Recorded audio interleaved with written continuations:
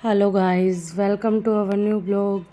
तो आज फिर से हम मंदिर जा रहे हैं, बट आज हम जा रहे हैं दादा खेड़ा के मंदिर पे। उसके बारे में मेरे को भी नहीं पता है, ज़्यादा मैंने भी नहीं सुना है, क्योंकि मैं जहाँ शहर में थी वहाँ मैंने शेरावाली के, शिव जी के ये मंदिर मैंने अक्सर सुने थे, पर ये वाला मंदिर मैंने नहीं सुना था। तो मासी जी ने कुछ मेरे को इन्फॉर्मेशन दी कि भाई ये हर एक कास्ट का होता है, हर एक मंदिर हर एक कास्ट का होता ही है।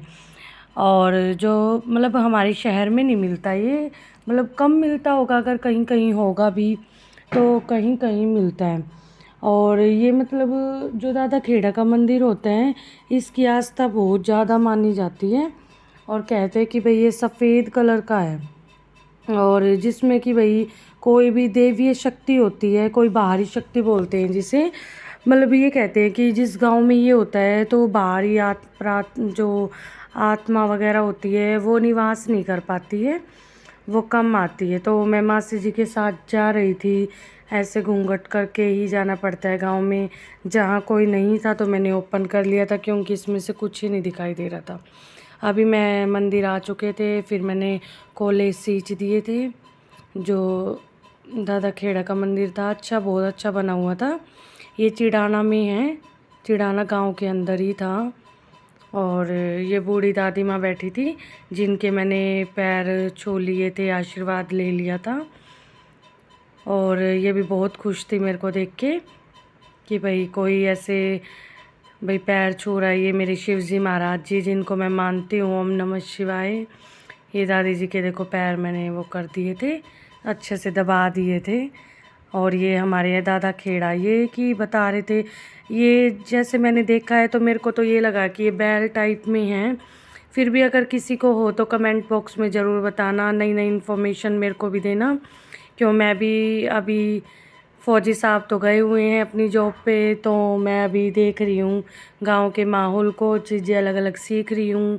तो मेरे को सपोर्ट करना, मेरे को कमेंट बॉक्स में अच्छी अच्छी चीज़ें लिखना कि भाई कैसे क्या क्या होता है गांव के माहौल में, ताकि मैं एडजस्ट अच्छे से हो पाऊँ। अभी मेरी शादी को 2 महीने ही हुए हैं, 23 अभी 24 फ़रवरी को मेरी शादी हुई थी, तो अभी मेरी हुई है, अभी मेरा मंथ कंप्लीट हुए हैं 2।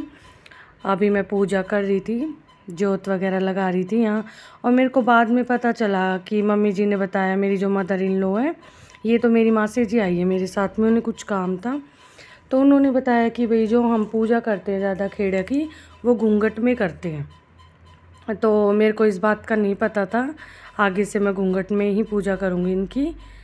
तो मैंने इन्हें सॉरी बोल दिया था, क्योंकि सेकंड टाइम ही गई थी, पहली बार भी घूंघट में ही गई थी, न्यू मैरिड थी तब मैं, और अब गई हूँ। तो मैंने इनकी पूजा अच्छे से की।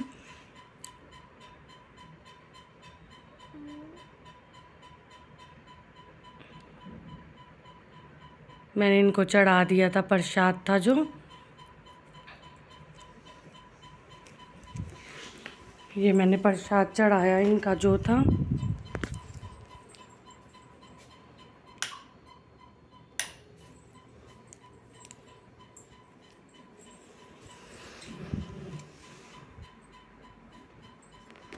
जैसे जैसे मासी जी ने बोला मैंने वो चीज़ें चढ़ाई, क्योंकि इनके यहाँ अलग अलग चढ़ता है चीज़ जो भी होती है। ये नहीं है कि कोई भी प्रसाद उठाया और ऐसे रख दिया। और कुछ ये कह रहे थे 5 पतासे रखने हैं, तो मैंने वो रखे थे। और हम नंदी के, जैसे शिव जी के हम मंदिर में जाते तो हम तो नंदी के कान में बोलते हैं, तो मैंने इनके भी कान में बोला था। जो मेरी इच्छा थी, जो मेरी विश थी, मैंने वो इनसे मांगी।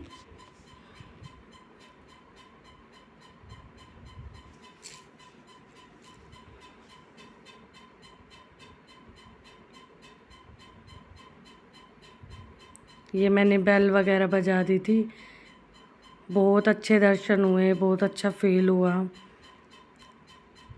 अब जो बाकी सामान बचा था, जैसे गेहूँ, आटा, चावल जो थे, तो वो कैसे वहाँ अगर चढ़ाती तो वो वेस्ट थे। तो मैंने, दादी जी थी ये बैठी थी, इनको दे दिया था सारा, बस प्रसाद रखा था, बाकी मैंने सारा इनको दे दिया था कि भाई अच्छे से यूज़ हो जाएगा, गीला पानी हो के गंदा नहीं होगी कोई चीज़, किसी के खाने के काम आ जाएगा अच्छे से। ये मैं पैसे दे रही थी बट दादी जी बिजी थी, उनमें तो मैंने दादा खेड़े पे चढ़ाया, फिर मैंने इनको दिया। देखो दादी जी बिजी थी डालने में, तो मैंने झुक के और दिया कि हाँ लो।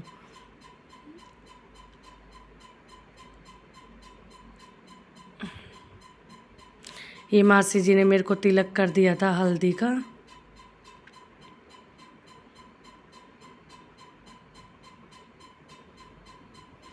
ये मैंने दादा खेड़ा के पैर दबाए थे।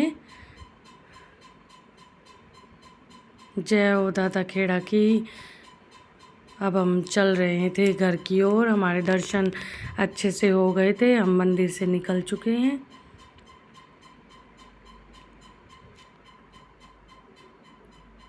ये मैंने बेल बजा दी थी जाते वक्त। तब